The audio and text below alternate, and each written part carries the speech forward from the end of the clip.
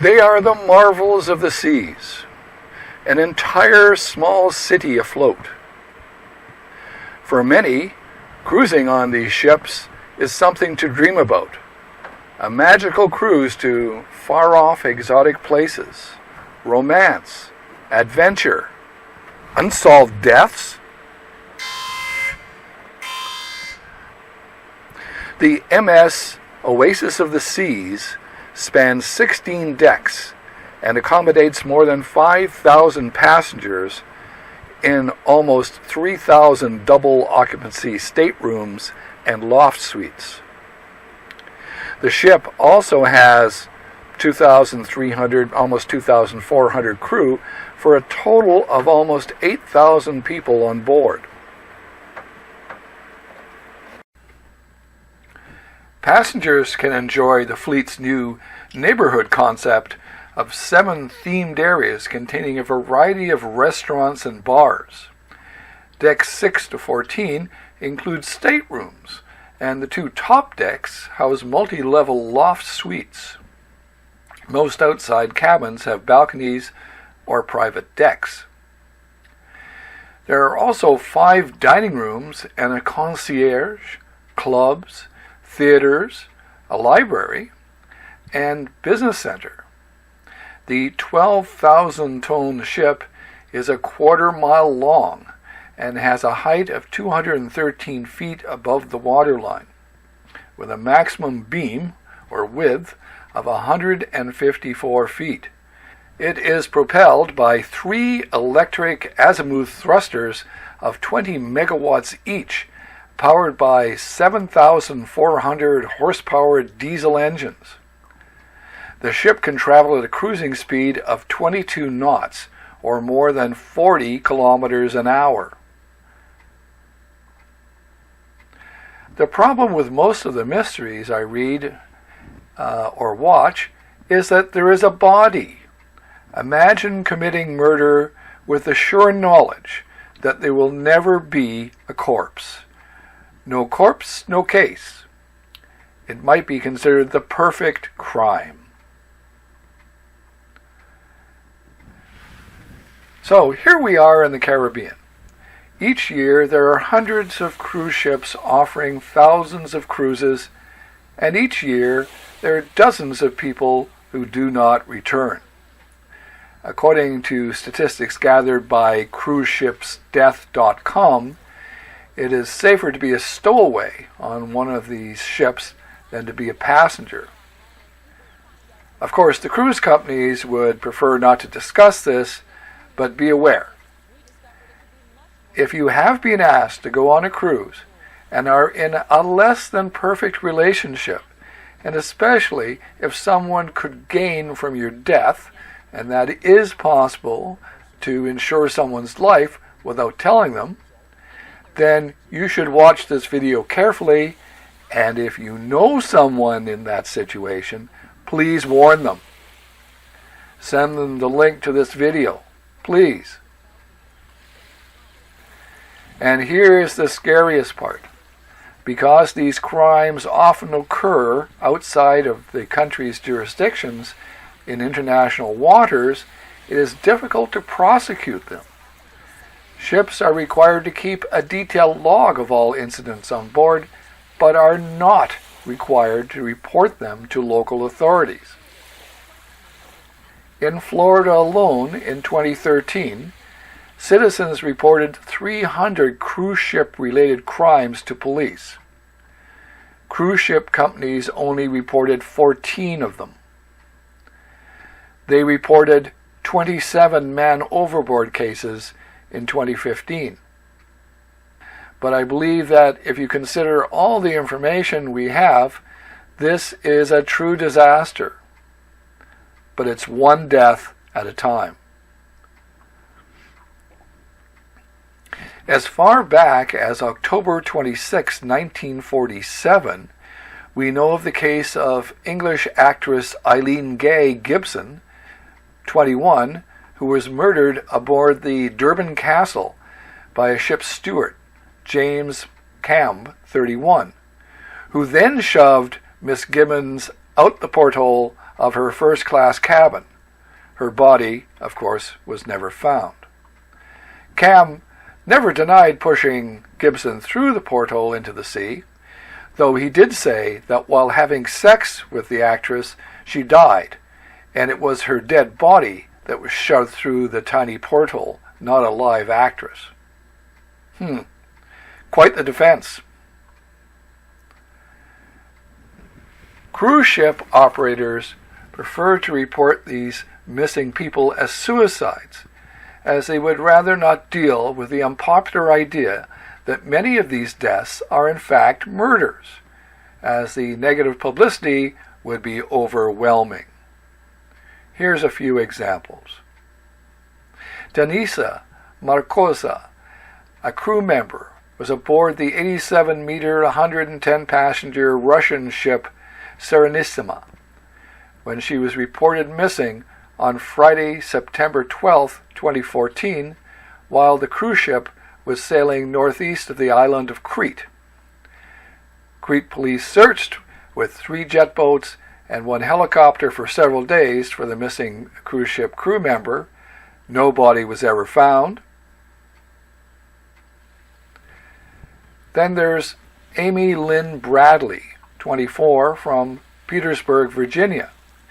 She was on a Royal Caribbean Cruise Line's Rhapsody of the Seas on May 24, 1998, but was never seen disembarking. Her family believes she is still alive because she disappeared while the ship was close to port. She was last seen by her father at approximately 5:15 a.m., and the ship was completely docked by 6 a.m. Amy reportedly was seen by another woman around 5:30 or 5:45 a.m. entering the disco. There are unconfirmed reports that Amy has been sighted on land saying she needed help. What is known is that the last person to see Amy in the early hours of the morning was a cruise ship band member of a group known as Blue Orchid. His name was Yellow. There were 4 other crew members who spent time with Amy during that cruise. One scenario suggests that Amy may have willingly met with a crew member who she had come to trust, who then put her in a position of coercion, or even more probable, Amy may have observed some illegal activity and become a liability. The ship had docked before she was reported missing, and her parents cling to the idea that she went ashore unwillingly. She has never been found. Sisters of Ariba Amani, 47, from Port Moody, British Columbia, Canada, are asking the United States Federal Bureau of Investigation, the FBI, to keep the case of their missing sister open. Amani was on a short Bahamas vacation that began with a cruise aboard the Bahamas Celebration and then onto a resort in the Grand Bahamas with her boyfriend, Ramiz Golshani, 46, who reported her missing. First reports of a woman overboard from a cruise ship were vague, saying only that she was in her 40s and from Canada. Her sister said they feared for Fariba's life before she left on the cruise with her boyfriend because the relationship was tenuous. Golshani said the 2 parted ways aboard the ship. On the night she went missing, he went to bed around 1 a.m., and Amani was supposed to follow. He told investigators when he awoke at 8 a.m. she'd still not come to bed, so he reported her missing. Celebration Cruise Lines say that the crew searched the ship to no avail. Amani has never been found. George Allen Smith IV disappeared during his honeymoon on a Royal Caribbean cruise on July 5, 2005. Smith's wife, Jennifer Hagelsmith, who remarried in 2009, by the way, was criticized for her conduct on the night of his disappearance, though she contends that she believed his disappearance was an accident caused by her late husband's intoxication. The Smith family alleged in a lawsuit that the cruise line delayed reporting the incident to the FBI, didn't preserve the crime scenes, and deliberately portrayed the incident as an accident. The cruise line called the lawsuit false and frivolous, the allegations, saying they were thanked by the FBI for their assistance in the case.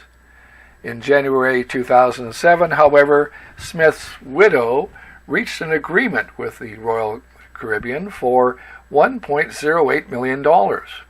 Royal Caribbean denies any wrongdoing and does not admit to any liability in the case. Jason Gregory Rapp, 42, from Olympia, Washington, was cruising aboard Holland America Line's cruise ship Eurodam on Thursday, November 29, 2012, when he was reported missing. The Eurodam was sailing from St. Thomas in the U.S. Virgin Islands to the Bahamas when he went missing. The United States Coast Guard was notified by Eurodam's captain that Rapp's wife, Tina, had reported him missing. Mr. Rapp's hat was found on the deck, where it is assumed he went overboard near Half Moon Cay, Bahamas. A search by sea and air was launched. He has never been found. Jorge Alberto Lopez Amores, 26, was sailing aboard the MSC Divina when reportedly he jumped from the 15th deck while the cruise ship was off the coast of Brazil around 5 p.m. on Wednesday, June 18, 2014. He was the son of a prominent attorney and lived in Mexico City and studied at Universidad de Valle de Mexico. A journalist aboard the ship, a World Cup fan cruise, reported Amores had been drinking heavily since the day before he allegedly jumped from the cruise ship during the World Cup game between Spain and Chile. It is said that his drinks were not bought on the ship. Instead, Amores brought Mexican mezcal aboard, which he consumed from a canteen. The suggestion of suicide because of his team's loss was discounted. Brazil won 2-0 against Spain that day. Now there are other scams too. After the sinking of the Costa Concordia in 2012, a Hungarian woman came forward and said that her daughter and her granddaughter had been on the Concordia and that both were missing. After a quick investigation, it was revealed that the grandmother had been dead for several years and that the daughter was impersonating her in an attempt to extort money from the ship's owners. And if you or your mate or other passengers or crew don't get to you first, the emergency medical personnel might. Reports on internationalcruisevictims.org suggest that first responders on board cruise ships are often very poorly trained. They seem to be more concerned about keeping unconscious passengers from the view of others than providing first aid or CPR. Coming onto a cruise ship with a pre-existing condition can also be expensive. One British passenger was charged almost $300 to fill her $8 blood pressure medication. Another was charged $3,600 to treat a simple case of sinusitis. If passengers develop more serious medical issues, they will be transported to a local hospital in the next port of call, if they survive that long.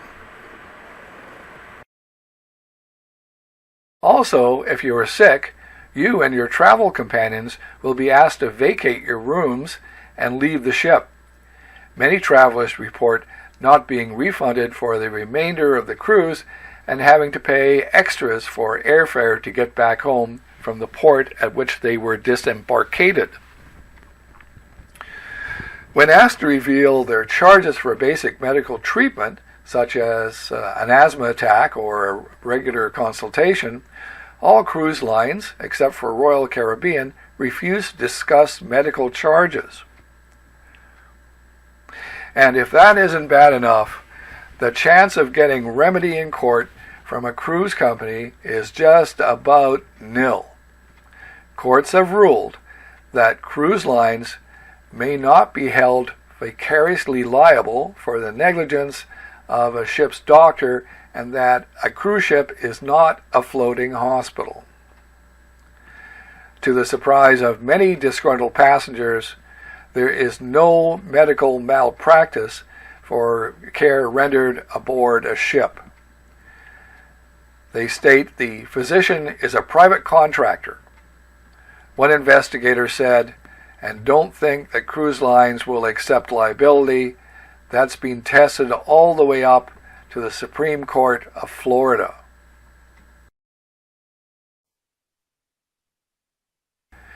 Cruise ships, however, are not required to have permits to dump raw sewage into the ocean, and they are not required to monitor or even report what they release into the ocean. As a result, neither government nor the public really know how much pollution is released, and there are no means for enforcement. The average cruise ship with 3,000 passengers and crew generates about 30,000 gallons of human waste and 255,000 gallons of non-sewage, or what they call gray water, every day. Cruise ships are allowed to release treated sewage almost anywhere they sail. They are also permitted to release untreated gray water, non-sewage waste, water from galleys, dishwashers, baths, showers, sinks, and laundries, that may also contain dangerous chemicals such as sulfates. Cruise ships are required to have onboard waste treatment systems known as marine sanitation devices, or MSDs. The industry is required to keep logbooks of their discharges, but are not required to monitor the quality of the waters into which they routinely dump their waste. The average cruise ship also produces 7 tons of garbage and solid waste every day. The average cruise ship with 3,000 passengers and crew generates 37,000 gallons of oily bilge water every day. Oil discharged within 12 miles of shore must leave no visible sheen and measure less than 15 parts per million. Beyond the 12-mile limit from shore, ships may release oily waste that measures less than 100 parts per million. Ships must also record the disposal of oily residue and bilge water. The average cruise ship, with 3,000 passengers and crew, generates air pollution equivalent to 12,000 automobiles every day. It's like every passenger driving 4 cars at once all day. Nearly every cruise ship that operates in the U.S. flies a flag of convenience. Because these ships are registered in countries like Panama, Liberia, and the Bahamas, they enjoy weak environmental regulations, lax labor laws, and low taxes that those countries provide. In the U.S., under the Clean Water Act, cities and industries are required to obtain a permit to treat and discharge waste. These permits ensure that sewage treatment systems are effective, and that both the U.S. Environmental Protection Agency, the EPA, and the public know how much pollution is actually being discharged. One cruise line, Royal Caribbean, even argued in U.S. federal court that because its ships are registered outside of the United States, that they are not subject to U.S. environmental laws, even when operating in U.S. waters. Fortunately, The court rejected this argument. Royal Caribbean eventually pleaded guilty and paid an $18 million fine. Bon voyage, babies!